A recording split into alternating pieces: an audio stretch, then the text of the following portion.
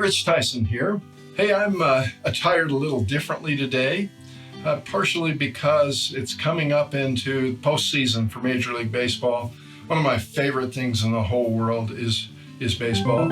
You notice, of course, that I'm in Red Sox attire. I am a die-hard Red Sox fan. I love the Red Sox. I just kind of live and die with them. Last year they won the World Series and I was in hog heaven. This year they're not even going to be in the playoffs. So, good times come and go. But I'm here today to talk to you about actually a New York Yankee. And almost sticks in my throat to say that. But I love this guy. And so the title of this little vignette today is Leadership Lessons from the Great Yogi. Yogi said, if the world were perfect, it wouldn't be. So let's start off with that thought for a minute. I've loved the summer months largely because of baseball, and I've loved baseball my entire life. I'm unabashedly a diehard Boston Red Sox fan. And again, I must admit that even so, one of my favorite players is Lawrence Peter Yogi Berra, the Hall of Fame catcher for the New York Yankees. Those who follow baseball know that the most intense and often most bitter sports rivalry on the planet is between my beloved Red Sox and the Yankees. So I hate to admit it, but I hate the Yankees. But I love Yogi. How can this be? It's because yogis seem to understand that baseball is more than a game. It is a metaphor with rich insights for each of us as players and coaches in the game of life. Those insights have great value for business as well. The game is largely mental. Yogi recognized that much of baseball is played outside the baselines, within each player and coach's mind. He once said, baseball is 90% mental and the other half is physical. While the math is questionable, his observation is extraordinarily accurate. Virtually all great success begins with our deep thoughts, faith, and desires. I think Napoleon Hill may have been inspired by Berra when he said, whatever the mind can conceive and believe, the mind can achieve. Yogi also had his philosophies on responding to failure. The mental part of baseball has much to do with how players and coaches respond to imperfection. Yogi is representative of all players inducted into the Hall of Fame. His career batting average, it was .285. In other words, as one of the greatest players of all time, he failed 71.5% of the time.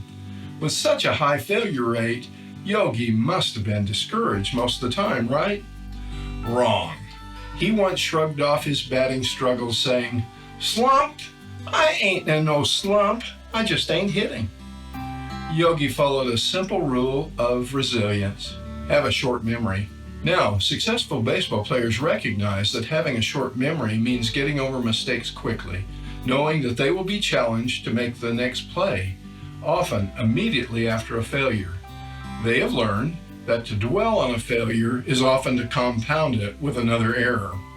They learn to want the ball. When mistakes are made in business, we can't afford the luxury of becoming depressed or whining. We need to dust ourselves off and get back to work. Let's see what Yogi had to say about continuous improvement. Having a short memory, he knew, didn't mean that we could be apathetic about performance.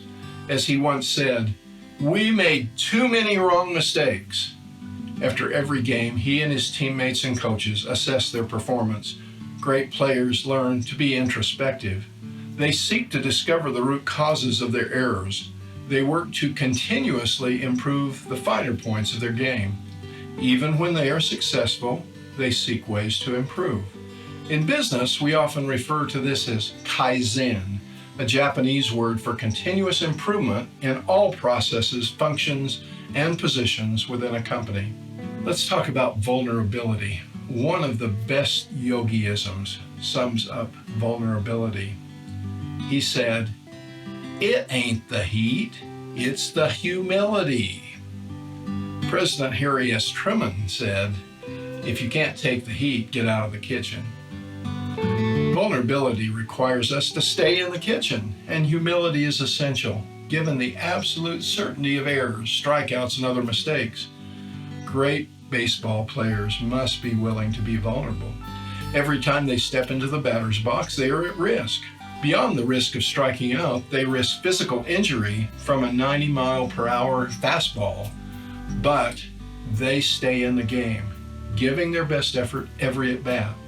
So it is with each of us as we work and lead our businesses. We are at risk, but we must keep stepping up to the plate. One of the favorite things I've learned from Yogi is learn to laugh.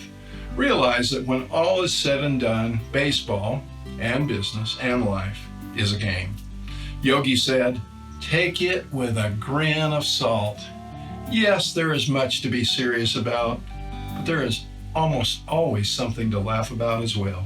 Abraham Lincoln would have liked Yogi Berra. He said, "I laugh because I must not cry." One of the other great Yogi-isms surrounds the issue of never giving up. Yogi's 19 years as a player and 7 years as a manager reflected this philosophy. He said, "It ain't over till it's over." We would each do well in adopting this credo. One definition of a yogi is a markedly reflective or mystical person. Was Berra such a person? I don't know. But I will always appreciate the wisdom of this exceptional Yankee. Now, one of the things that's happened to me every once in a while, didn't last year, but every once in a while, and this year is one of those years, the Yankees, those dreaded folks that I have this long-term battle with, I and every other Red Sox fan, we have this ongoing hatred. I have had to eat a little crow every once in a while. In fact, the Yankees have 27 world championships to my Red Sox 9. There was an 86-year curse of the Bambino that we didn't seem to ever be able to come back from. Finally did. We've got 4 world championships just in the last several years. But I've had to eat a little crow every now and again. That said, I have ended up, believe it or not, with this ball cap as a function of losing a bet or two to my dear friends who are Yankee fans. Now, this just doesn't feel right on my head. In fact, it almost feels blasphemous to have that on with my Red Sox jersey. So you've seen it, and now it is coming off. And I am back into that sacred Boston cap. Now, I've been asked by my Yankee fans occasionally, would there be any circumstance where you would find yourself rooting for the Yankees? And the answer is yes. I promise my Yankee friends that if the Yankees ever play the Russians, I will be rooting for the New York Yankees. Other than that, I'm probably rooting for somebody else. But I sure appreciate Yogi Berra and, in fact, a number of the great players that played for the Yankees. They have done so much for baseball, and I'm not going to wish them well in the postseason here, but I wouldn't be surprised if they are playing for, if not replacing, the Red Sox this year as world champions.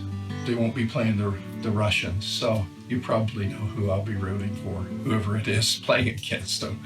Anyway, thank you for listening. This is one of the more interesting video vignettes I've put together, but I think there's a lot to be learned from Yogi Berra and from the game of baseball. And as we go into the postseason, I will enjoy that no matter who is playing, although I'll miss my Red Sox being there. And as baseball season ends, there's always a twinge in me that, gee, another year is gone, and I have to wait for February when spring training starts, and then as we move toward March and April, I get revved up for another great baseball season. And the Red Sox will be coming back. So that's my prediction, and I'm sticking by it. Hey, thank you for watching CEO Builder channel. If you haven't subscribed yet, please do. You Yankee fans out there, if you want to make some comments, you're welcome to. Keep them civil, but we'd love to hear from you. And again, thank you so much today. Bye now.